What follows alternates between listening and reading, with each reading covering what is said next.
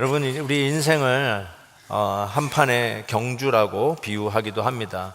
혹은 인생의 마라톤이라고 또 이야기를 합니다. 성경에서도 우리의 인생을 이 경주에 비추어서 이렇게 이야기합니다. 우리에게 구름같이 둘러싼 허다한 증인들이 있으니, 마치 관객석에 있는 관중들을 상상하게 하는 말이죠. 모든 무거운 것과 얽매이기 쉬운 죄를 벗어버리고 인내로서 우리 앞에 당한 경주를 할 것을 권면하고 있는 이 히브리서 기자의 말씀을 우리는 기억합니다. 꽤 오래전의 일인데요, 1986년 아시안게임, 그리고 이어서 1988년 서울올림픽이 있던 당시 체육부 장관을 지내셨던 이영호 장관님께서, 지금은 돌아가셨지만 그분은 개인적으로 이 대장암 진단을 받으시고 수술 받으시고 그리고 또 재발하시고 또 수술 받으셨던 분이세요. 그분이 자기의 인생을 이제 마무리하면서 자기 자녀들에게 유언과 같은 말을 남겨줘야 됐다고 하면서 책을 쓰셨어요. 그 책의 제목이 인생은 예행 연습 없는 마라톤이야 하면서 아주 액기스 있는 말들을 자녀들에게 해 주셨습니다. 참 교훈이 돼요. 제가 오래전에 읽었지만 여러분에게 다시 한번 읽을 수 있으면 참 은혜가 되겠다 싶습니다. 근데 그 책의 5번째 챕터에 챕터 타이틀이 이래요. 이따금씩 인생의 중간 결산을 해보라고 자녀들에게 얘기합니다. 중간 결산을 이따금씩 해보라. 그것이 사는 지혜, 마라톤 인생을 완주하는 지혜라고 권면하고 있었습니다. 2018년 마지막 주일에 서 있습니다. 우리가 얼마나 더 매년 이 마지막 주일에 예배를 드리며 우리의 인생을 뒤돌아보며 결산할 날이 있을지 모르겠습니다. 그런데 오늘 이 말씀은, 본문은 인생의 중간 결산 보고가 아니라 실은 바울에게 있어서는 그의 최종 인생 결산 보고였습니다. 그는 그의 인생 결산 보고를 이렇게 하고 있습니다. 나는 선한 싸움을 싸우고 나의 달려갈 길을 마치고 믿음을 지켰다라고 고백합니다. 너무너무 부럽습니다. 우리도 혹 마지막 호흡을 내쉬기 전 이 말씀을 할 수 있다면 이 말씀을 하고 주님 품에 안겼으면 좋겠다라고 하는 개인적인 바람이 있습니다. 바울은 이렇게 얘기합니다. 나는 싸웠다라고 얘기합니다. 그의 인생은 정말 치열한 전쟁터를 방불해 하는 참 싸우는 현장이었다고 해도 틀리지 않습니다. 학자들은 말하기를 그는 주후 7년에 태어났다라고 합니다. 그리고 37년, 그의 나이가 30살 될 때까지는 바리새인 중에 바리새인으로 살았어요. 그게 위선자 중에 위선자로 살았다는 뜻이 아니라 가장 율법에 정통한 엘리트 코스로 살았던 자가 사도 바울이었어요. 그래서 그는 가말리알 문화에서 수업을 한 자라고 소개를 합니다. 그 말은 정통 엘리트 코스를 달렸다는 것이에요. 율법학자로 정통했을 뿐만 아니라 당시 이 종교인들이 오히려 더 정치적인 힘이 컸던 사회적 배경을 생각한다면 어마어마한 정치 권력도 갖고 출세와 이 모든 것을 누리는 엘리트 하이웨이를 달렸던 자가 해도 틀리지 않습니다. 그러나 주후 37년 예수쟁이들을 잡아 죽이겠다고 혈안이 되었던 그 당시 다메섹으로 향하는 도중에 부활의 주님을 만납니다. 그 후로 그의 인생은 180도 변하죠. 여러분, 그의 인생이 변한 후에는 우리 세상적으로 얘기하면 그의 인생은 꼬이기 시작합니다. 고난이 시작이 되고요, 어려운 일들을 생각하고 그를 죽이겠다고 암살을 도모하는 암살 결사대까지도 생기기 시작합니다. 예수님을 만난 후 아라비아와 길리기아 다소에서 소콜 은둔 생활을 한 7년간 하게 되죠. 그때 바나바가 이 바울을 끄집어내서 안디옥 교회로 데리고 와 소위 동사 목회를 합니다. 공동 목회를 하죠. 그러고 나서 제1의 최초 선교사가 되어서 바울과 바나바를 안디옥 교회가 파송하게 됩니다. 1차 전도 여행을 마친 후에 돌아왔지만 도중에 하차했던 마가 때문에 바울은 바나바와 헤어지게 됩니다. 그래서 2차 전도 여행 때는 바나바는 자기 조카 마가를 데리고, 그리고 바울은 실라를 데리고 2차 전도 여행을 떠나는 것을 우리는 알 수 있습니다. 그 이후 정말 이방인의 사도로 부름을 받았던 이 바울을 도저히 감내하지 못했던 이 동족들, 유대인들의 그 시기와 살벌한 분위기를 우리가 압니다. 계속 옥에 갇히는 동안은 소위 옥중서신을 쓰게 되고, 자기 로마 시민권자니까 시저에게 상소하겠다 하면서 재판받으러 가는 그 배 안에서 배가 파손이 되고 율라굴로 광풍을 만났던 일도 우리는 기억을 합니다. 그는 마지막 64년에서 67년까지 투옥이 되어서 결국은 그의 인생은 감옥에서 사형 틀에서 사라지게 됩니다. 예수 믿어서 복 받았다고 이야기할 수 있는 상황은 아니죠. 로마 시민권자였기 때문에 십자가에서는 죽지 않았지만 단두대에서 사라지게 됩니다. 첫 30년은 율법학자로 바리새인으로 살았던 이 사도 바울이 그 후 30년은 예수 그리스도를 위하여 나를 부르신 그 주님을 위해서 산다고 인생을 불태웠는데, 정말 싸우는 파란만장하게 그지없는 전쟁터와 같은 삶을 살았다고 할 수 있습니다. 그래서 그가 고린도 후서에서 그의 인생을 이렇게 요약하는 것을 볼 수 있습니다.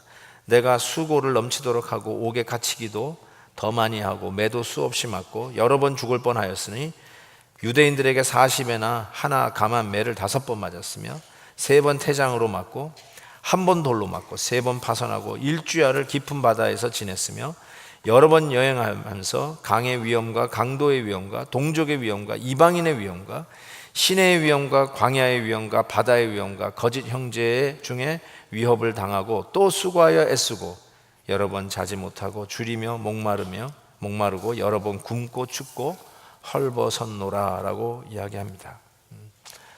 정확하게 얼마나 그가 치열한 삶을 살았는지를 엿볼 수 있는 구절이죠. 그리고 바울은 이 선한 싸움을 싸웠다고 한 후에 이 싸움 도중에 한 말이 그 가운데 믿음을 지켰다 이렇게 이야기합니다. 믿음을 지켰다. 싸우는 것이 적과의 싸움이고 어려운 환경과의 싸움이라고 이야기한다면 이 믿음을 지켰다라는 요 의미는 그냥 표면적으로 내가 교회를 다니다가 뭐 절로 갔다든지 교회를 다니다가 모스크를 갔다든지 뭐 그런 뜻이 아니라, 믿음을 지켰다는 말은 어떤 의미에서는 포기하고 싶고 중도 하차하고 싶었던 그 유혹을 그가 스스로 마음을 다잡고 자기 자신과의 싸움에서 믿음을 지켰다라고 이야기할 수 있습니다. 여러분, 사명을 다하는 그 길에 그 사명을 내려놓고 그만하려고 하는 유혹들이 얼마나 많이 있습니까? 근데 바울은 그 자신과의 싸움에서 믿음을 지켰다라고 고백을 하고 있는 것입니다. 자신과의 그 치열한 전쟁을 로마서 7장에서 엿볼 수 있어요. 그는 이렇게 얘기하죠. 내 속사람으로는 하나님의 법을 즐거워하되 내 지체 속에서 한 다른 법이 내 마음의 법과 싸워 내 지체 속에 있는 죄의 법으로 나를 사로잡는 것을 보는도다. 오호라 나는 공고한 사람이로다. 이 사망의 몸에서 누가 나를 건져내랴 하면서 그가 깊은 고민과 자신과의 싸움을 치열하게 했다는 것도 엿볼 수 있습니다. 그 자신과의 싸움을 고린도 후 전서에서는 이렇게 그가 표현합니다. 이기기를 다투는 자마다 모든 일에 절제하나니 그들은 썩을 승리자의 관을 얻고자 하되 우리는 썩지 아니할 것을 얻고자 하노라 라고 하면서 자기 자신과의 싸움의 가장 중요한 싸움이 뭐냐면 절제의 싸움이었다는 것을 알 수 있어요. 있는 대로 내뱉고 싶고 있는 대로 해두르고 싶었지만 절제하는 것이죠. 내 원하는 대로 이제 빠져나가자, 내 원하는 대로 그만두자 하고 싶은 유혹이 있었겠지만 절제했다라는 것을 보게 됩니다. 내 평생에 나를 못 살게 굴고 내가 성공하지 못하도록 방해하고 설정한 목표를 향해서 도달하지 못하도록 방해하는 가장 주 원흉이 누구입니까? 어려운 환경입니까? 라이벌 적입니까? 아니에요. 자기 자신이라는 것을 생각할 수 있어요. 근데 바울은 이 선한 싸움의 과정 속에서 외부의 그 어려운 환경과 적과의 싸움에서도 잘 싸웠지만 자신과의 싸움에서도 잘 싸워서 믿음을 지켰다라고 그는 고백하는 것입니다. 또 하나 그가 고백한 것이 이것이에요. 그의 인생의 마지막 결산보고에 나는 나의 달려갈 길을 마쳤다라고 그는 고백합니다. 나의 달려갈 길, 갈 길, 이거는 사명의 길을 의미합니다. 하나님이 나를 부르신 그 임무를 이야기할 것입니다. 그 일을 마치는 길을 완주하고 끝까지 갔다는 거예요. 길은 코스를 얘기해요. 그 코스를 완주했다는 뜻입니다. 육상 경기 마지막 골라인 테이프를 끊고 관객들이 그에게 환호의 갈채를 보내면서 어쩌면 우승의 깃발을 높이 드는 그런 모습을 상상할 수 있습니다. 나는 나의 달려갈 길, 사명의 길, 하나님이 부르신 이 길을 완주했노라고 이야기할 수 있어요. 자기의 타임 차트에 따라서 잘 갔다는 뜻이 아니라 비록 마지막에 사형 틀에서 사라졌지만 그는 하나님이 부르신 사명을 최선을 다해서 그 길을 완주했다라고 그는 멋진 인생 결산보고를 하고 있는 것입니다. 여러분, 하차하지 않고 경주를 마무리하는 것은 결탄코 쉬운 일이 아닙니다. 하물며 인생의 마라톤은 더욱 그렇지 않겠습니까? 우리가 하차하지 않고 끝까지 경주를 하며 우리의 마지막에 멋진 인생의 결산보고를 할 수 있는 그 비결은 도대체 무엇입니까? 사도 바울은 그의 고난을 이야기할 때 동족의 위험, 그 다음에 이방인의 위험이라는 말을 썼어요. 여러분, 파트너가 좋아야 인생의 마라톤을 완주할 수 있어요. 그런데 이 마라톤을 방해하는 위험도 있어요. 그 중에 동족과 이방인의 위험이 있다라고 바울은 이야기합니다. 참 아이러니하죠. 같이 뛰는 주자 때문에 완주할 수 있는가 반면에 옆에서 태클을 걸고 넘어뜨리려고 하는 자들 때문에 또 인생의 마라톤을 완주하는 일에 방해되는 것도 있습니다. 세계적인 영성학자 헨리 나우엔이 교통사고를 당하고 거의 죽을 뻔했어요. 그러고 나서 회복한 후에 그가 쓴 책이 거울 너머의 세계라고 하는 책입니다. 그 책에 보면 이런 말이 있어요. 만일 내가 죽음의 문턱에서 지금까지의 삶에 대하여 감사한다고 말할 수 있다면, 용서하고 싶고 용서받고 싶은 열망을 가질 수 있다면, 또 나를 사랑했던 사람들이 여전히 기쁨과 평안 속에서 자신들의 삶을 이어갈 수 있으리라는 소망으로 가득할 수 있다면, 나를 부르시는 예수님이 어떻게든 나의 삶과 관련이 있었던 그 모든 사람들도 인도해 주실 것이라고 확신할 수 있다면, 그렇게만 할 수 있다면 나는 그동안 내 전생애를 통해서 나타낼 수 있었던 것보다 더 많은 참된 영적 자유를 나의 죽음을 통하여 나타낼 수 있게 될 것이다. 나는 가장 깊은 차원에서 죽음이야말로 삶의 가장 중요한 행위라는 사실을 깨달았다라고 그는 쓰고 있습니다. 영적 자유, 참된 영적 자유. 여러분, 죽음의 문턱까지 갔다 오면 이런 글이 써지나 보죠. 우리의 마지막의 순간에 우리의 인생을 뒤돌아보면서 내가 그때 그놈에게 그냥 복수의 칼을 들었어야 되는데, 한 대 더 때려줬어야 되는데, 그러는 사람이 있을까요? 마지막에 호흡을 낼 수 있는 그 순간에 우리가 진정 원할 수 있는 것은 자유함이죠. 영적 자유. 쉽게 얘기해서 나를 힘들게 하는 자들을 용서해 줄 수 있는 여유 뿐만 아니라 내가 잘못한 것이 깨달아지면 그들에게 용서를 구할 수 있는 용기, 이거 역시 진정 우리에게 자유함을 줄 수 있는 것이 아닌가 싶어요.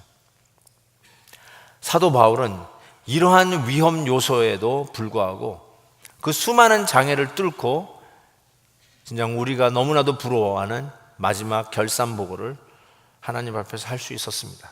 도대체 그 비결이 무엇일까? 그 비결이 바로 오늘 본문 두 번째 절에 적혀 있습니다.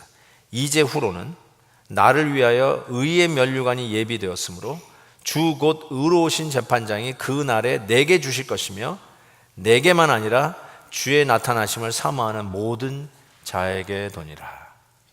여기 두 가지 그 결산보고를 하는 비결이 나와 있습니다. 첫 번째 그 요소는 뭐냐면 주의 나타나심을 사모하는 동역자들 때문에 자기가 이런 인생의 결산보고를 하나님 앞에 드릴 수 있었다고 생각합니다. 주의 나타나심을 사모하는 믿음의 동역자를 의미합니다. 순례의 길을 가는 그 항해길에 같은 배 탄 동역자를 의미합니다. 같이 주의 사역을 돕는 파트너들을, 사역 파트너들을 이야기합니다. 바울에게 이런 멋진 파트너들이 많았어요. 의사 누가가 있었어요. 영적 아들이라고 하는 디모데가 있었습니다. 그리고 로마서 16장에 나오는 수많은 복음의 동역자들이 바울에게 있었습니다. 그들이 바울을 믿어주고, 그들이 바울과 함께 다니고, 그들이 바울을 보호하고 바울을 위해 기도하면서 동역했기 때문에 바울은 자기의 인생의 마라톤을 완주, 나의 갈 길을 마쳤다, 완주할 수 있었다고 봅니다. 여러분이 잘 아시는 그 교통사고로 온몸에 화상을 입고 30번 이상의 수술을 했다고 하는 이지선 자매를 여러분이 잘 아실 것입니다. 얼마 전까지만 해도 UCLA에서 그 학위 공부를 하셨는데 마치고 작년에 이제 귀국을 하셔가지고 섬기는 자기 본 교회에서 간증한 영상을 제가 보게 되었습니다. 그 이지선 자매가 푸르메 재단이라고 하는 그 민간단체 홍보대사랍니다. 근데 그 홍보대사로 뭘 했는가 봤더니 그 장애 아동을 위한 재활병원이 한국에 없다는 거예요. 일본에는 100개가 넘는데, 그래서 장애 아동을 위한 재활병원을 좀 세우기 위해서 좀 홍보를 하는 일을 맡았는데, 결국은 작년에 그 상암동인가요? 그쪽에 이 재활병원이 처음으로 들어서게 됐다라고 이야기를 하더라고요.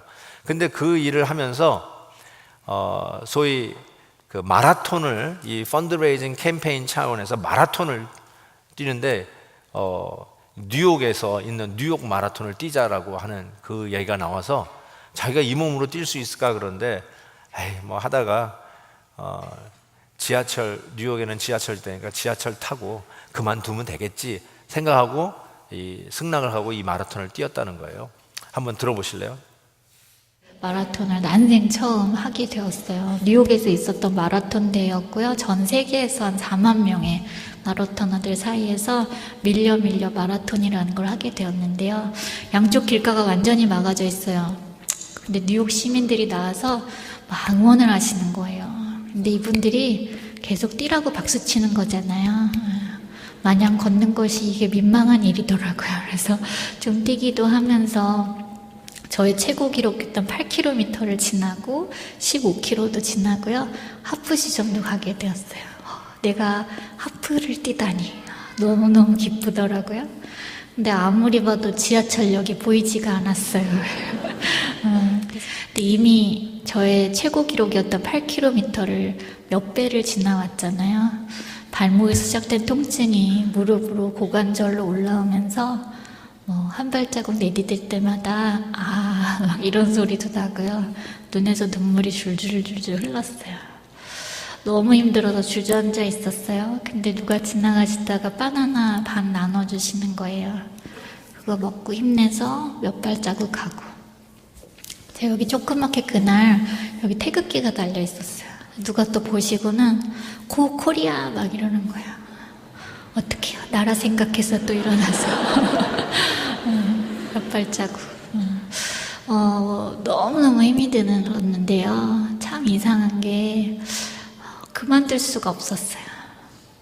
사람들이 왜 인생이 마라톤 같다고 말했었는지 그날 알 것 같은 거예요.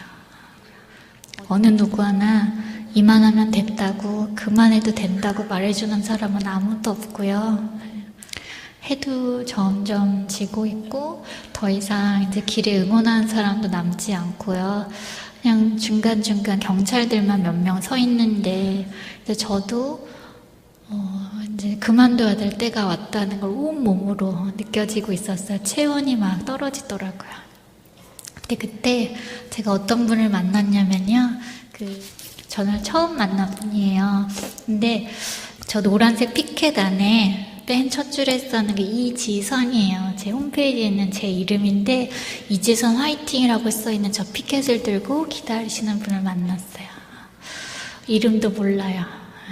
근데 그냥 제가 저기까지는 올 거라는 믿음 하나로 저를 응원해 주려고 저곳을 기다리셨어요. 너무너무 고맙더라고요. 저분과 사진을 찍고 길을 가는데요. 제가 제 다리 내려다보고 깜짝 놀랐어요. 다리가 막 쭉쭉 뻗어 나가는 거예요. 한 사람의 응원이 얼마나 실제적이고 엄청난 에너지를 줄 수 있는지 제가 전날 경험했어요. 나머지 7km를 열심히 걸어가면서요. 나도 누군가에게, 이 인생의 마라톤에 지쳐있는 누군가에게 힘내라고, 화이팅이라고 외쳐주는 그런 응원하는 사람이 되어야겠다 다짐하면서 걸었고요. 제가 7시간 22분 26초의 기록으로요. 마라톤 풀코스 완주하는 사진이에요. 들어오기 한 10m 전에, 아이고, 네. 감사합니다. 한 사람의 응원이 마라톤을 포기하려고 하는 그 순간에 어떤 힘과 에너지를 줬는지 실제로 체험했다고 하는 이 간증을 통해서 여러분, 그냥 격려가 단순한 격려가 아니라 한 사람의 인생의 마라톤을 완주하도록 격려하는 생명과 같은 격려라는 것을 깨닫게 됩니다. 바울이요, 혼자 잘나가지고 그 얘기 한 게 아니에요.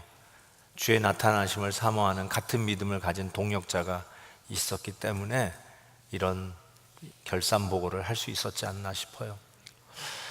저도 뒤돌아보면 참 어려웠던 시절이 있었던 것 같아요. 그 주머니에 항상 사표를 꽂고 다닌 적이 있었어요. 날 한 번 더 건드리기만 해봐라, 멋지게 얼굴에다가 그냥 뽑아가지고 던지고 내가 그만둔다, 내가 그런 적이 있었는데 제 베델교회에서는 그런 거 가지고 다닌 적이 없습니다. 왜냐하면 저를 격려해 주시고 기도해 주시는 여러분이 있기 때문에 그래요.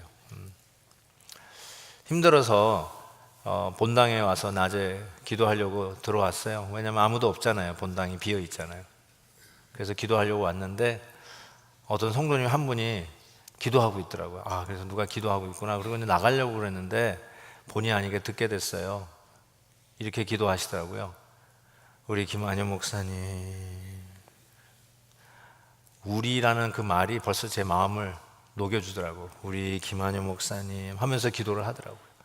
성도님들이 나를 위해서 기도하는 거 알아요. 알고 있었어요. 근데 직접 기도하는 걸 들어보니까 얼마나 힘이 되는지 몰라요. 정말로 천군만마를 얻은 것 같은 그런 마음이 들더라고요. 그래서 진심으로 기도해 주시는 우리 성도님들에게 감사를 드리고, 지금도 이 설교 강단을 위해서 기도하고 있는 우리 레위 기도팀에게 너무 감사를 드립니다. 하나님께서 얼마나 이러한 이 격려를 통해서 힘 주시는지 몰라요.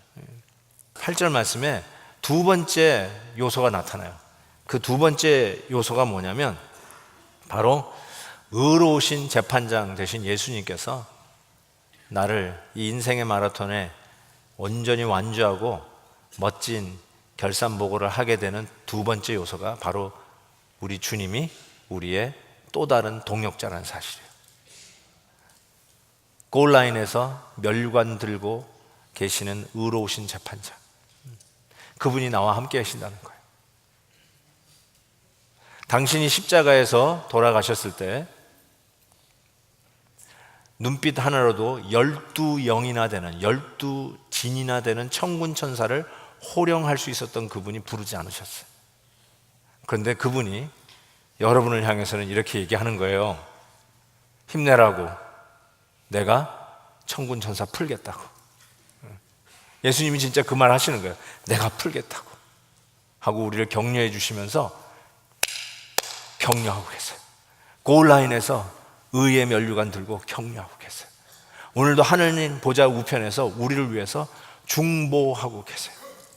그분이 그 의로우신 재판장, 그 나라에 가서는 억울한 거 없어요. 제대로 가려주실 거예요. 누명 쓰는 일 없어요. 옳게 의롭게 판단하실 그 주님께서 오늘 우리에게 내가 천군 천사 풀겠다. 내 진을 풀겠다. 천군 천사를 풀어 너를 호위하고 지켜주겠다라고 하시면서 우리를 응원하고 계시는 그 주님 때문에 우리는 오늘도 담대히 포기하고 싶은 순간에, 집어 던지고 싶은 순간에, 교회 일 좀 하다가 오해받고 답답한 일 당할 때 에이, 교회가 다 그렇고 그런 거구만 하고 집어치고 싶을 때, 주의 일을 위해서 도전하고 새 일 맡아가지고 또 한 해를 시작하려고 하는 결심을 다짐하고 있을 때, 이곳 저곳에서 이 말 저 말 하고 있는 그 별로 덕이 안 되는 말 속에서 아유 이것도 내가 잘못 가는 거 아닌가 하고 의기소침해 있을 때 우리 주님께서 여러분을 격려하고 계세요. 힘내라고, 끝까지 달려가라고. 그러면 우리는 1년 후 이 시간에 중간 결산 보고할 때 우리 사도 바울의 고백처럼 나의 갈 길을 마쳤다라고 고백할 수 있으리라고 믿습니다. 잠시 한번 기도하는 시간 가지겠습니다. 정말 묵상하는 마음으로요, 오늘 메시지를 들으면서 내일이 2018년 마지막 날이에요. 하나님이 여러분에게 24시간의 시간을 기회를 주셨어요. 용서를 베풀어 줄 수 있는 사람들, 용서를 구해야 할 사람, 복음의 능력으로 담대함으로 관계를 회복할 수 있는 24시간의 기회를 주셨다고 생각해요. 두고 가지 마십시다. 하나님 앞에 받은 은혜가 얼마나 큰 한 해였습니까? 여기 있는 자체가 은혜 아닙니까? 생각하면서 정말 격려가 필요한 우리 주위의 사람들, 포기하고 싶고 그만두고 싶고, 아니 인생을 막 살고 있는 여러분의 격려를 안타깝게 기다리고 있는 그 사람, 여러분의 배우자일 수 있고 공부 때문에 지쳐있는 우리 자녀들일 수도 있고요, 몸이 연약해서 투병 중에 있는 우리 부모님일 수 있습니다. 여러분 마음의 문을 열어서 한번 격려해보지 않으실래요? 힘내라고, 주의 의의 면류관을 함께 나눴을 믿음의 동력자로서 한번 격려하지 않으시겠습니까? 그러면 별거 아닌 것 같은 나의 말에도 힘을 얻고 포기하려고 했던 인생의 마라톤을, 주님 주신 사명을 끝까지 완주하는 우리 형제 자매들을 볼 수 있을 거라고 저는 생각합니다. 24시간 남았어요. 꼭 그 일 하십시다. 그리고 내일 송구영신 예배 때 우리 아이들, 부모님들 손에 손 붙잡고 하나님 앞에 예배하는 그런 축복의 시간이 있기를 진심으로 바랍니다.